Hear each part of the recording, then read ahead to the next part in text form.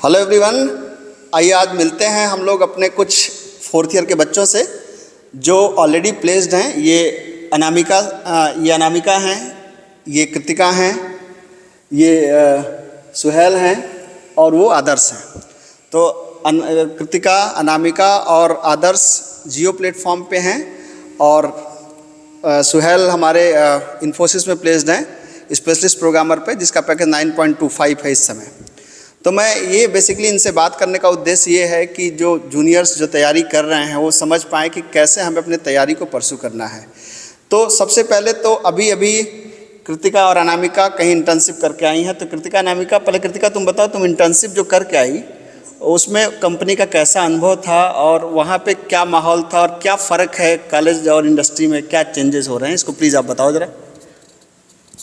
Sir तो मैंने जनवरी में स्टार्ट करी इंटर्नशिप अपनी एंड ये 6 मंथ्स की इंटर्नशिप थी। एंड सर बेसिकली मेरा पर्सपेक्टिव ये था कि मैं घर पे रह के भी पढ़ सकती थी, बट मेरे को था कि मैंने 3 साल तक अभी तक लीड कोड करा, कोड शेफ़ किया, तो मेरे को थोड़ा सा इंडस्ट्री का एक्सपीरियंस चाहिए था।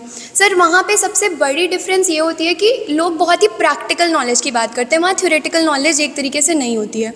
और वहाँ पे स्पेशली सीनियर से आपको बहुत कुछ सीखने को मिलता है। जो आपके सीनियर्स हैं वो एग्जैक्टली आपके फेस से होके जा चुके हैं, तो वो आपको गाइडेंस करते हैं कि आपको कैसे करनी चाहिए चीज़ें। सर जैसे मेरे को एक्सेल के बारे में ज़्यादा नॉलेज नहीं थी, बट वहाँ पे जाके काफ़ी नॉलेज मिली एक्सेल के बारे में, या मतलब सिर्फ प्रोग्रामिंग या उसके पर्सपेक्टिव से नहीं, आपको डिफरेंट एस्पेक्ट्स पता चलते हैं। एंड बात करने का तरीका सर इंग्लिश में, वहाँ सिर्फ इंग्लिश में कम्युनिकेशन होती है। तो ये सब चीज़ें आप जब तक इंडस्ट्री एक्सपीरियंस नहीं करेंगे तब तक आपको इंग्लिश पसंद हो या ना पसंद हो, इंग्लिश सीखनी तो पड़ेगी। Yes sir. जब आपका मैनेजर आपसे इंटरेक्ट करेगा, जब आपकी गूगल मीट्स होंगी, तो बहुत इंपॉर्टेंट पॉइंट है कि आपको इंग्लिश, जैसे मैं हिंदी में ही लेक्चर बनाता हूँ, लेकिन मैं ये खुद एडवाइस करता हूँ कि आपको इंग्लिश पसंद हो या ना पसंद हो, लेकिन अल्टीमेटली आपको इंडस्ट्री में जाना है तो आपको इंग्लिश में ही बात करनी पड़ेगी, इंग्लिश में ही कम्युनिकेट करना पड़ेगा। तो ज़रूरी है कि आप इंग्लिश में कंफर्टेबल हों।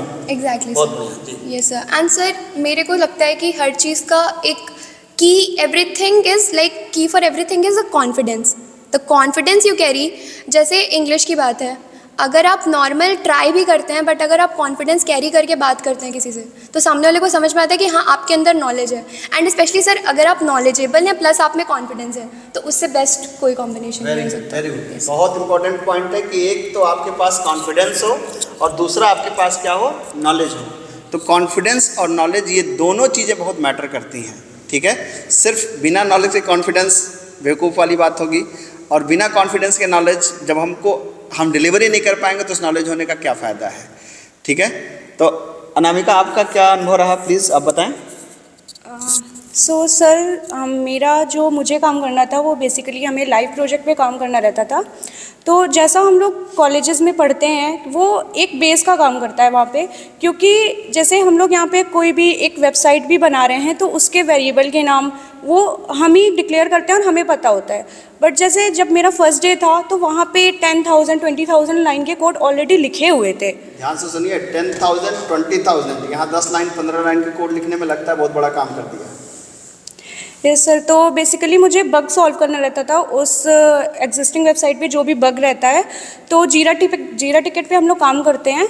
एंड वहाँ पे सबसे ज़्यादा प्रॉब्लम जो मैंने फेस की कि लाइक रिएक्ट पे हम लोग काम करते थे, रिएक्ट फ्रंट एंड पे एंड बैक एंड पे Node.js पे। तो अब यहाँ पे जैसे हम लोग वेरिएबल्स का नाम पता होता है कि ये अपडेट करना है तो ये वेरिएबल का नाम है, बट वहाँ पे 1000 वेरिएबल बने हुए हैं, तो हमें अपना वेरिएबल पहचानना है कि हमें किस पे काम करना है। तो अगर आपका बेस नहीं क्लियर है, आपने लैंग्वेज अच्छे से नहीं पढ़ी है, तो हम लोग वो चीज़ नहीं पकड़ पाएंगे। तो वहाँ पे लाइव प्रोजेक्ट पे जो ऑलरेडी कोड लिखे हैं, हमें सबसे पहले दूसरे के कोड को समझना पड़ता है कि उसने क्या लिखा है। और दूसरे के कोड को आप तभी समझ सकते हैं जब आपकी प्रोग्रामिंग स्किल एक मिनिमम थ्रेशोल्ड से बेहतर हो। अगर आपको वो थ्रेशोल्ड ही नहीं है तो फिर वो आप कैच नहीं कर पाएंगे। Yes sir. सो बेसिकली वहाँ पे ये मेरा काम था। एंड फिर मुझे नए कंपोनेंट्स बनाने थे, जैसे ऑलरेडी एग्जिस्टिंग वेबसाइट है बट वो एक्सटेंशन में कि पेमेंट गेटवे बना दो या उसमें कोई सिक्योरिटी ऐड कर दो। सो इस तरीके के छोटे काम हम लोग को दिए जाते थे as a intern. Great. Yes sir. तो अब मैं बात करूँगा सोहेल से। सोहेल, आपको बताऊँ कि इन्फोसिस में स्पेशलिस्ट प्रोग्रामर किसी भी कॉलेज के बच्चे का एक ड्रीम कम ट्रू टाइप का फीलिंग होती है। तो सोहेल ने किस तरीके से तैयारी करी उसने क्या एक रोड मैप रखा, मैं जानना चाहता हूँ। सोहेल प्लीज़ बताएं कि किस तरीके से आपने किया। सर जैसे हमको पता चला कि हैक विथ इन्फी और इन्फीटीक्यू एग्ज़ाम आने वाला है, पहले हमने इन्फीटीक्यू एग्ज़ाम पे रजिस्टर किया। एक एडवांटेज ये होता है कि जैसे इन्फीटीक्यू एग्ज़ाम आपको निकल जाता है तो आपका क्या होता है, एक एडवांटेज राउंड होता है जो हैक विथ इन्फी कहलाता है। हाँ, तो अगर जैसे किसी को जिसका इन्फीटीक्यू ना निकला तो ऐसा ना रहे कि वो अपने आप को डिमोटिवेट कर ले कि नहीं होगा, क्योंकि उसके बाद हैक विथ इन्फी एग्ज़ाम आता है। उस पर आप अगर हुआ रहे ना हुआ रहे इन्फीटीक्यू, उस डजेंट मैटर। फिर उसके बाद हैक विथ इन्फी एग्ज़ाम देना रहता है। हैक विथ इन्फी एग्ज़ाम दिया मैंने। फिर उसके बाद उसमें 3 क्वेश्चंस रहते हैं। अगर आप अपना तीनों, पहले तो अपने जूनियर ये टारगेट होना चाहिए कि तीनों क्वेश्चन उनको जल्दी से जल्दी टाइम में कवर करना है।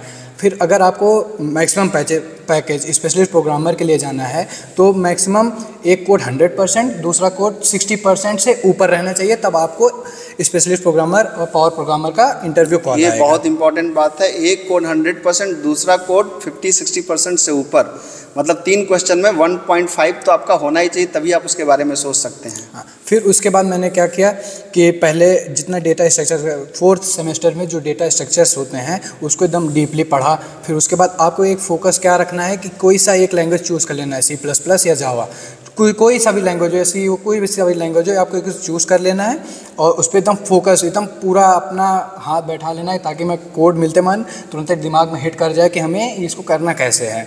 तो उस पर फोकस किया। फिर उसके बाद जितने प्रीवियस क्वेश्चंस पूछे गए थे सभी मेरे फैकल्टी मेम्बर्स ने हमको सारा पहले से ही प्रोवाइड कर दिया था, तो मैंने उसको पूरा ओवरव्यू किया और कैसे सॉल्व करना है, क्या करना है। फिर जितने इंटरव्यू क्वेश्चंस थे, जितने यूट्यूब पे वीडियोस थे, मैंने सब पे गया, फिर वो सब तैयारी की।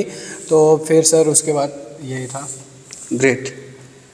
मैं अगर आदर्श के बारे में बात करूं तो मुझे अच्छे से याद है कि आदर्श का जो सेकेंड ईयर था तो आदर्श की कोडिंग बहुत ही एवरेज टाइप की थी, लेकिन उस एवरेज कोडिंग से लेकर के जियो में इल्यूमिनाइट प्रोफाइल निकालना, ये हायर प्रोफाइल का पैकेज है, वो एक ड्रास्टिक चेंज है मेरे लिए भी।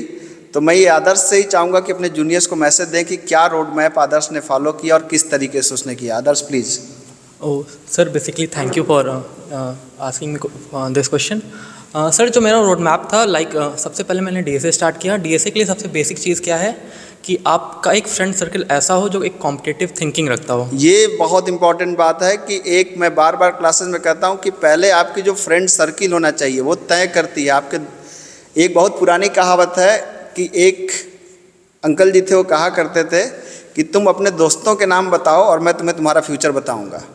तो ये देखिए एक चीज़ यहाँ पर आप आदर्श से समझ सकते हैं कि आप अपने दोस्तों के नाम बताओ, मैं तुम्हारा फ्यूचर बताऊंगा। ये एग्जाम्पल है आदर्श। हाँ आदर्श। तो सर उसके बाद देन वी हैव स्टार्टेड हमने स्टार्ट किया। पहले एक लैंग्वेज उठाई, एक लैंग्वेज पिक की। मैंने सर C++ उठाया था, पिक किया था, क्योंकि सर C++ में there are numerous number of opportunities भी हैं एंड कंपनी प्रेफर भी करती हैं, most number of companies prefer करती हैं। एंड मैंने साथ में साइड में वेब डेवलपमेंट भी किया था कि इन केस अगर C++ से कुछ नहीं होता तो we can grab opportunities in the Adarsh बात कर रहे हैं प्रोजेक्ट डेवलपमेंट की। इन्होंने एक प्रोजेक्ट की लाइन जो DSA के बाद जो दूसरी लाइन है प्रोजेक्ट डेवलपमेंट की, उस पर भी इन्होंने अच्छा काम किया। ग्रेट। एंड सर जो कंटेंट होते हैं वो यूट्यूब पे अवेलेबल रहते हैं, फ्री रहते हैं। तो एक हमारे मन में एक वो थिंकिंग रहती है कि हम फ्री में नहीं पढ़ सकते कहीं पे भी, कॉलेज में पढ़ सकते हैं। कॉलेज में टीचर्स काफ़ी अच्छा पढ़ाते हैं एंड हम लोग अपना कंटेंट को प्रेफर कर सकते हैं यूट्यूब से। यूट्यूब पे हर चीज़ अवेलेबल है फ्री में। एक पाथवे चाहिए रहता है कि कहाँ से स्टार्ट करें, लैंग्वेज देन DSA देन उसके बाद सिस्टम डिज़ाइन हम लोग प्रेफर कर सकते हैं और भी अच्छी अपॉर्चुनिटीज़ के लिए। एंड इसके बाद हम लोग अपना इंटरव्यू प्रिपेयर कर सकते हैं। We can some prepare for some mock interview कि how can we interact with the interviewer और HR इन द इंटरव्यूअर। हमारा पहला राउंड तो निकल जाएगा, देन उसके बाद हमारा नेक्स्ट राउंड जो होगा उसके लिए हम कैसे परफॉर्म करेंगे।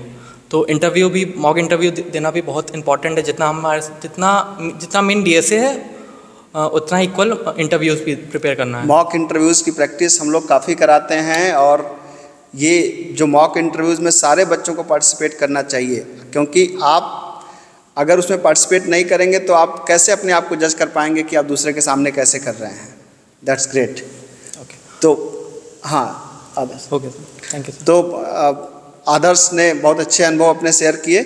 तो आई बिलीव कि आप अपने सीनियर्स की ये अभी आपके करंट फाइनल ईयर के ही बच्चे हैं, अभी आप जस्ट पास आउट नहीं है, लेकिन आप जो भी थर्ड ईयर में है, सेकंड ईयर में है, फर्स्ट ईयर में है, आपको अंदाज़ा लग रहा होगा कि किस तरीके से तैयारी की जाती है। तो thank you so much everyone for joining us, thank you.